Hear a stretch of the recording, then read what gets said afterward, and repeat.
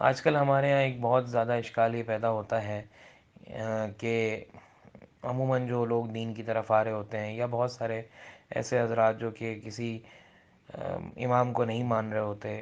تو ان کی طرف سے عموماً یہ اشکال آتا ہے کہ امام کی تقلید کیوں ضروری ہے، کسی ایک امام کی اتباع کرنا کیوں ضروری ہے، ہم براہ راست قرآن اور حدیث پر کیوں نہیں عمل کر لیتے؟ تو اس کا آسان سا جواب یہ ہے کہ قرآن اور حدیث کو سمجھنے کے لیے بہت سے علم کی ضرورت ہے۔ اللہ تعالیٰ خود قرآن میں فرما رہے وَمَا يَعْقِلُهَا إِلَّا الْعَالِمُونَ۔ قرآن کی آیتوں کو مثالوں، ایک مثال دی اللہ نے، اس کے بعد کہا کہ قرآن کی مثالوں کو نہیں سمجھ سکتے سوائے جو ہے وہ علم والوں کے۔ اسی طرح فَاسْأَلُوا أَهْلَ الذِّكْرِ إِن كُنتُمْ لَا تَعْلَمُونَ۔ تو سوال اگر تمہیں کرنا ہے تو علم والوں سے سوال کرو، اگر تم نہیں جانتے تو، یعنی تم علم والوں سے سوال کرو، پوچھو، مسئلہ پوچھو جو بھی۔ اسی طرح یضل بھی کثیرا ویہدی بھی کثیرا۔ اللہ تعالیٰ اسی قرآن کی وجہ سے بہت ساروں کو ہدایت دے دیتے ہیں، بہت ساروں کو گمراہ کر دیتے ہیں۔ تو یعنی گمراہ کرنے کا مطلب یہی ہے کہ وہ اپنی عقل اور سمجھ بوجھ سے اس کے اندر آگے بڑھتے ہیں، جس کی وجہ سے وہ گمراہ ہو جاتے ہیں۔ پھر اسی طرح اللہ تعالیٰ نے جو قرآن نازل فرمایا، صحابہ پر نازل فرمایا، صحابہ کے سامنے نازل ہوا، تو صحابہ رضوان اللہ علیہ اجمعین سے ہی بہت سارے واقعات ایسے ملتے ہیں کہ قرآن سمجھنے میں ان کو بعض اوقات شبہ ہو گیا۔ اور اللہ تعالیٰ خود سورہ آل عمران کی شروع میں فرما رہے ہیں آیات محکمات ہن ام الکتاب واخر متشابہات، کہ اس میں بہت ساری قرآن کی آیتیں ایسی ہیں جو کہ واضح ہیں، اور بہت ساری قرآن کی آیتیں ایسی ہیں جو کہ متشابہات ہیں، جن کے معنی واضح نہیں ہیں۔ تو معنی واضح سمجھنے کے لیے حدیث کی ضرورت ہے۔ پھر حدیث کی طرف آ جاتے ہیں تو حدیث کے علم میں بہت بڑا علم چاہیے ہوتا ہے۔ ایک آدمی کو اس حدیث کی صحت کا علم ہو کہ کون سی حدیث صحیح ہے، سند کا علم ہو، راویوں کا علم ہو، علم الرجال ہو۔ اس کے بعد پھر دو حدیثیں آپس میں متضاد آ جائیں تو کس حدیث کو ترجیح دینی ہے، کس حدیث کو نہیں دینی، ضعف قدر قبول ہے، کس قدر قبول نہیں ہے۔ اسی طرح ہزاروں باتیں اس کے اندر آتی ہیں کہ آدمی اس حدیث کو لے اور اس حدیث کو نہ لے۔ مثال کے طور پہ اگر ہم براہ راست حدیث و قرآن کو لینا شروع کر دیں تو حدیث کی کتاب اٹھا لیتے ہیں۔ امام ابن ماجہ رحمۃ اللہ علیہ نے ایک باب باندھا ہے کہ وہ حدیث جن کی وجہ سے وضو ٹوٹ جاتا ہے، وہ حدیث جن میں خون نکلنے سے وضو ٹوٹ جاتا ہے، اس باب کے اندر وہ حدیثیں نقل کی۔ پھر اسی کے اگلے باب میں انہوں نے لکھا ہے کہ وہ حدیثیں جن سے وضو نہیں ٹوٹتا۔ اب آپ محدث نے تو یہ حدیثیں لکھ دی دونوں، اب آپ کون سی حدیث پر عمل کریں گے؟ اسی طرح ابو داؤد، ترمذی، اسی طرح دوسری دیگر کتابوں میں اس طرح کی کئی حدیث ہیں جس میں بظاہر اختلاف نظر آتا ہے۔ تو اب اس ساری محنت کو ایک آدمی نے کیا یا چند لوگوں نے کیا، اور اپنی سمجھ بوجھ کے اعتبار سے، سمجھ بوجھ صرف ذاتی سمجھ بوجھ نہیں بلکہ اپنے علم اور اپنی ساری زندگی کی محنت اور ساری زندگی کی ایک بہت اس کے اوپر قرآن اور حدیث پر لگانے کے بعد وہ ایک نتیجے پر پہنچتے ہیں اور بتاتے ہیں بھئی اس آیت کا مطلب یہ ہے، اس حدیث کا مطلب یہ ہے۔ پھر صحابہ کی زندگی سے حدیث کو دیکھنا کہ یہ حدیث صحابہ کی زندگی میں کیسے چلتی ہے۔ یہ حدیث صحابہ، اب مثال کے طور پہ مسلم کی روایت ہے کہ آپ صلی اللہ علیہ وسلم نے بغیر کسی عذر کے دو نمازوں کو ایک وقت میں پڑھا۔ کوئی ایک صحابی بھی اس حدیث پر عمل کرتا ہوا نظر نہیں آیا، تو اس وجہ سے ہم کہتے ہیں حدیث تو ٹھیک ہے لیکن قابل عمل نہیں ہے۔ تو اب ظاہری بات ہے، یہ کون بتائے گا کہ بھئی حدیث عمل کے قابل ہے نہیں ہے؟ یہ صحابہ کی زندگی سے پتہ لگے گا، کون سی حدیث پہلے آئی، کون سی بعد میں، ایک حکم آیا پھر منسوخ ہو گیا پھر دوسرا آ گیا، تو کون سے پہلے آیا کون سے بعد میں آیا؟ یہ تو بات قرآن سے نہیں، یہ تو صحابہ کی زندگی سے پتہ چلے گا ہمیں۔ تو صحابہ کی زندگی سے پتہ لگنے کے بعد پھر اور ان سب چیزوں کا مجموع اعتبار سے ایک نکالنے کے بعد ایک شخص یا چند لوگ، چند علماء نے، جن کو ائمہ حضرات بہت سارے، صرف چار امام تو آگے چلے مشہور نہیں، تو ائمہ تو بہت سارے تھے جن کے مذہب ناپید ہو گئے بہت ساروں کے، اور چند کے مذہب، چار کے مذہب ابھی چل رہے ہیں۔ تو انہوں نے ایک اصول بنائے ان حدیث قرآن کو دیکھتے ہوئے، اور اس اصول کے مطابق ہم عمل کرتے ہیں۔ تو گویا کہ ہم ان کی بنائی ہوئی باتوں پر عمل نہیں کرتے، ہم براہ راست قرآن اور حدیث پر ہی عمل کر رہے ہوتے ہیں، لیکن کون سی حدیث پر عمل کرنا ہے اور کون سی پر نہیں کرنا، یہ اس اصول کے مطابق لیتے ہیں جس امام کی اتباع کر رہے ہوتے ہیں۔ تو اب یہ تقلید کیوں ضروری ہے؟ تو اس کا جواب تو یہ آ گیا کیونکہ بھئی ہمارے پاس علم نہیں ہے اتنا کہ ہم خود قرآن حدیث کو سمجھ کر اور اتنا علم حاصل کر کے اور ہم اس کو خود مسئلے کو نکال لیں کہ بھئی یہ مسئلہ اس کا یہ جواب ہے، تو ہم اس لیے اب پھر اگر ہم جان بھی لیں، مثال کے طور پہ حدیث کی کتاب اٹھا لیں، تفسیر کی کتاب اٹھا لیں، تو اس کے بعد ہم کسی نتیجے پہ پہنچ بھی جائیں تو وہ نتیجہ صحیح ہے کہ غلط ہے، یہ ہمارا علم اتنا ہے ہی نہیں، اس لیے مجبوراً ہمیں کسی امام کی اتباع کرنے کی ضرورت ہے۔ اب دوسرا اشکال یہ پیدا ہوتا ہے کہ ایک ہی امام کی اتباع کیوں کی جائے، اور اس کو خواہش نفسانی کیوں کہا جاتا ہے کہ اگر چاروں امام برحق ہیں تو اس کو خواہش نفسانی کیوں کہا جاتا ہے کہ کسی امام کی اتباع اس مسئلے میں کر لی، دوسرے مسئلے میں دوسرے امام کی اتباع کر لی؟ تو پہلے تو اس بات کا مطلب سمجھ لیں کہ خواہش نفسانی کیا ہوتی ہے، اور یہ بات سمجھ لیں کہ سارے کے سارے امام برحق ہیں، اس کا کیا مطلب ہے۔ حدیث میں آتا ہے کہ ایک کسی عالم نے، کسی مجتہد نے کوئی محنت کی، اذا اجتہد فاصاب، اس نے صحیح مسئلہ نکال لیا، فلہ اجران، اس کے لیے دوہرا اجر ہے، 2 اجر ہے۔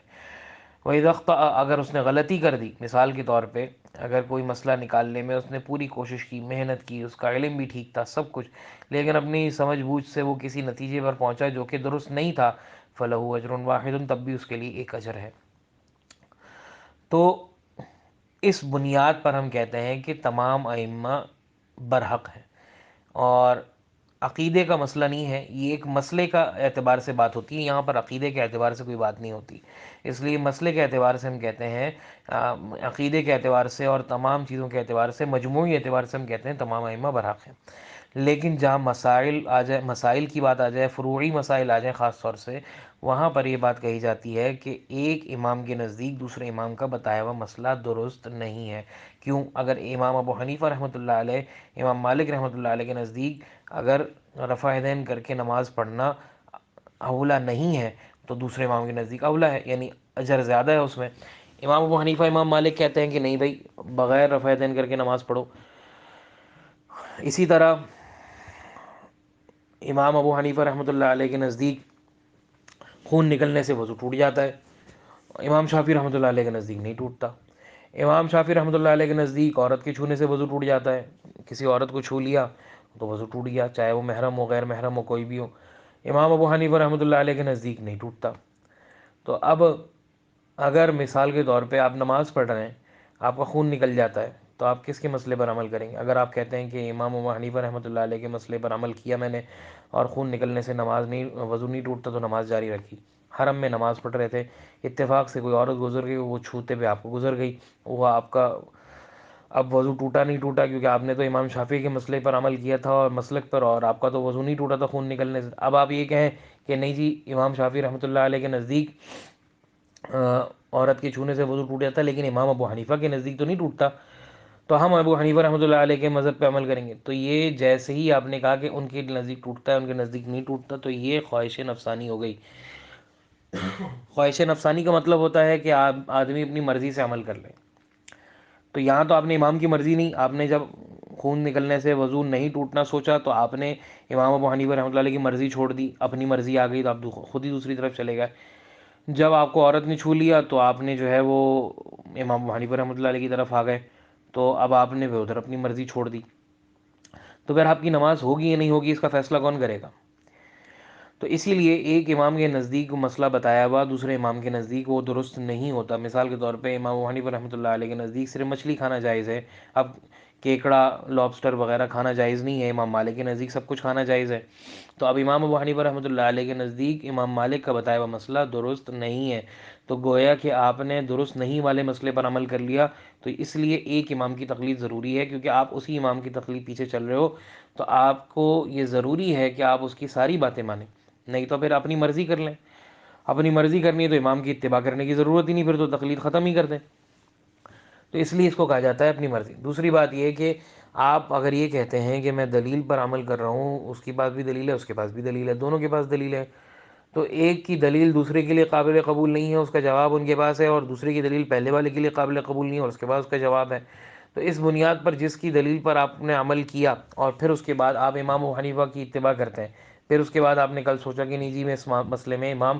شافعی رحمۃ اللہ علیہ کی اتباع کر لوں، تو اب آپ نے اپنی مرضی سے دلیل کو پرکھنا کیسے سمجھ لیا؟ یہ کیسے سمجھ لیا کہ امام ابو حنیفہ رحمۃ اللہ علیہ کی دلیل کمزور ہے اور امام شافعی رحمۃ اللہ علیہ کی دلیل مضبوط ہے، جو آپ سمجھ نہیں سکتے۔ پھر اس کے بعد آپ نے اگر کر بھی لیا اس پہ، تو جیسے ہی آپ نے ایک کی دلیل کو چھوڑا تو دوسرے کی تو مخالفت ہو گئی. ایک امام کو چھوڑنا تو اس کی مخالفت ہے. آپ نے امام کے مسئلے کو چھوڑ دیا، دوسرے امام کو جیسے ہی اس مسئلے کو پکڑا آپ نے، تو پہلے امام کی تو مخالفت آ گئی. تو اسی طرح ایک امام کے پیچھے چلنے میں یہ آپ اس بات کے اعتبار سے محفوظ ہیں کہ جو بھی دوسرے امام کے اعتبار سے غلط مسئلہ میں کہا جاتا ہے کہ بھئی یہ ان کا مسئلہ درست نہیں ہے، اگر وہ اس کو درست مان لے تو پھر مسئلہ ہی ختم ہو جائے، اختلاف ہی ختم ہو جائے. ہماری دلیل کے اعتبار سے دوسرے والے کا مسئلہ درست نہیں ہوتا، اس لیے ہم اپنی دلیل کے اعتبار سے اپنے مسئلے پر عمل کرتے ہیں. تو اب آپ نے جیسے ہی اس کو یہ کہا کہ نہیں جی، امام کی اتباع میں رہتے ہوئے، ایک امام کی اتباع کہ ہم اس پر عمل کریں گے، امام ابو حنیفہ رحمۃ اللہ علیہ کے اس مسئلے پر، تو آپ کے اوپر کوئی بات نہیں، امام کے اوپر جو آپ جس کی اتباع کر رہے ہیں سارا مسئلہ اس کا ہے، اور اسی کے اعتبار سے آپ اس کو جواب دیں. امام ابو حنیفہ رحمۃ اللہ علیہ کی طرف سے مسئلے پر عمل کرتے ہوئے ہمیں اس طرح کرنا ضروری ہے. لیکن جب آپ نے اپنا مسلک آگے پیچھے کر لیا، کبھی ادھر کبھی ادھر کبھی ادھر، تو اس صورت کے اندر پھر جیسے ہی آپ نے اپنی مرضی سے بدلا، تو مرضی کو نفسانی خواہش کہتے ہیں. تو مرضی کو اس نفسانی خواہش کے اعتبار سے آپ نفسانی خواہش میں چلے گئے. دوسرا، آپ نے اس کی دلیل کو ٹھیک سمجھا، دوسرے کی دلیل کو غلط سمجھ لیا، یعنی پہلے جس امام کو آپ کی اتباع کر رہے تھے وہ غلط ہو گیا اب آپ کے نزدیک، اور دوسرا امام صحیح ہو گیا، اور کل دوسرا امام صحیح ہو جائے گا، اور پہلے امام غلط ہو جائے گا، پہلا امام صحیح ہو جائے گا. تو اس لیے اس طریقے سے آج کے زمانے میں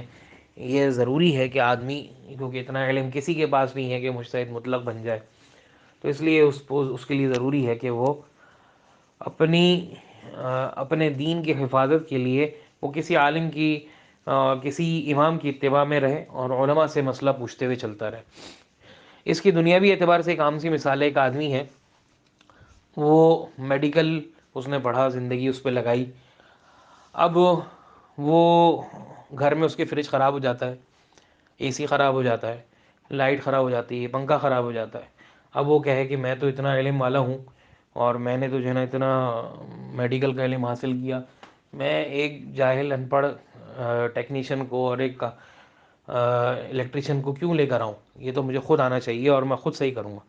تو سب کہیں گے بے وقوفی ہے، آپ کی فیلڈ نہیں ہے یہ. آپ کی فیلڈ یہ ہے کہ آپ ڈاکٹر بنیں، آپ ڈاکٹر ہیں، آپ لوگوں کا علاج کریں، اور دوسرے چیزوں کو ٹھیک کرنے کا، یہ چیزوں کو صحیح کرنے کے لیے جو دوسرے لوگ ہیں جن کی فیلڈ ہے ان سے مدد لیں. اسی طرح آپ دنیاوی اعتبار سے کتنے علم حاصل کر لیں، یہ کہنا کہ ہم دین کے اعتبار سے بھی مکمل ہو گئے، یہ غلط ہے. دین کے اعتبار سے آپ کو ان کی ضرورت ہے جو کہ جنہوں نے اپنی زندگیاں دین پر لگائیں. اس لیے تقلید کے بغیر آج کے زمانے میں لوگ گمراہ ہو جائیں گے اور راستے سے بھٹک جائیں گے.